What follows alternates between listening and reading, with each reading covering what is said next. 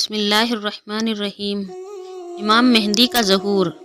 اسلام ایک ایسا دھرم ہے جس میں جینے سے لے کر آنے والے کل تک کی خبر ملتی ہے۔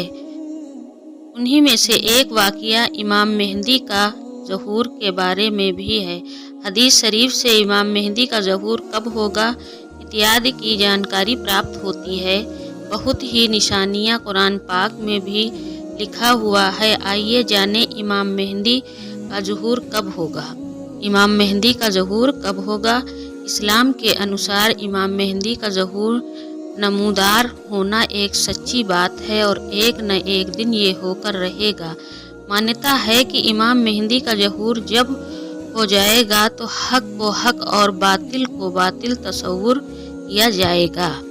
عیسائیوں کی کتاب سے بھی امام مہدی کا ظہور کا پتہ چلتا ہے۔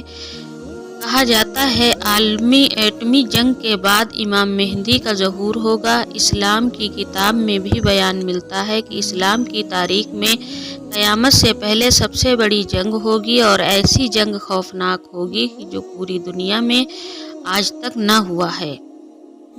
اس جنگ کا اندازہ اس بات سے لگایا جا سکتا ہے کہ کتابوں میں کہا گیا ہے کہ اگر کوئی جنگ کے دوران پرندہ بھی آسمان سے اڑ کر جانا چاہے گا تو ایک کنارے سے دوسرے کنارے پہنچنے پر پرندوں کو بھی جان سے ہاتھ دھونا پڑے گا۔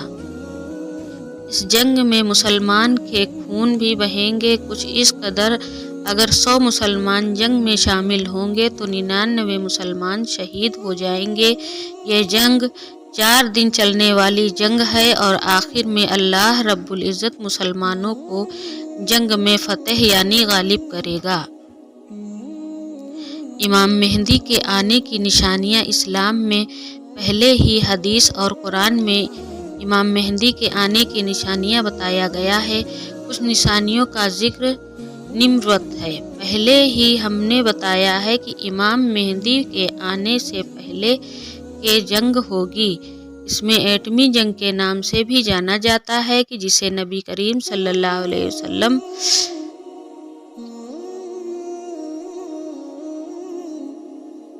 اس جنگ کو عیسائی آرماگیدون کا نام دیتے ہیں۔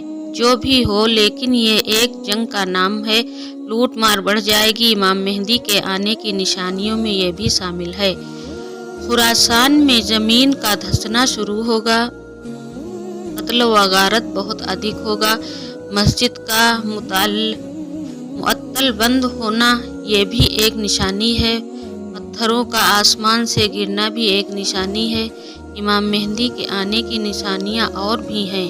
امام مہدی کے بارے میں کچھ دلچسپ باتیں اس قدر بھی بتایا گیا ہے۔ خانہ کعبہ میں امام مہدی کا ظہور ہوگا۔ خانہ کعبہ ہی امام مہدی کا پناہ گاہ ہوگی۔ کہا گیا ہے مشرک عوام ایک لشکر کے ساتھ امام مہدی سے جنگ کے لیے آئے گی۔ ان کا مقصد خلیفہ امام مہدی کا خاتمہ کرنے کا ہوگا۔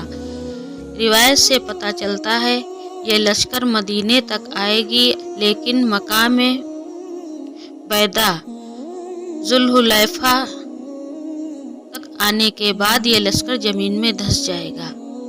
جب لشکر مکان بیدا تک پہنچ جائے گی تو ایک زلزلہ کا آغاز ہوگا جو تمام لشکر کو اپنے اندر نگل جائے گی۔ 1 سے 2 انسان اس گھٹنا کے گواہ ہوں گے جو جنگ کے لیے آئے لشکر کے دھنسنے کی جانکاری دیں گے۔ اس طرح سے سب کو معلوم ہو جائے گا بیت اللہ کا یہ پناہ گزین ہی خلیفہ امام مہدی ہے۔ سب مسلمان امام مہدی کی بیعت کریں گے۔ السلام علیکم۔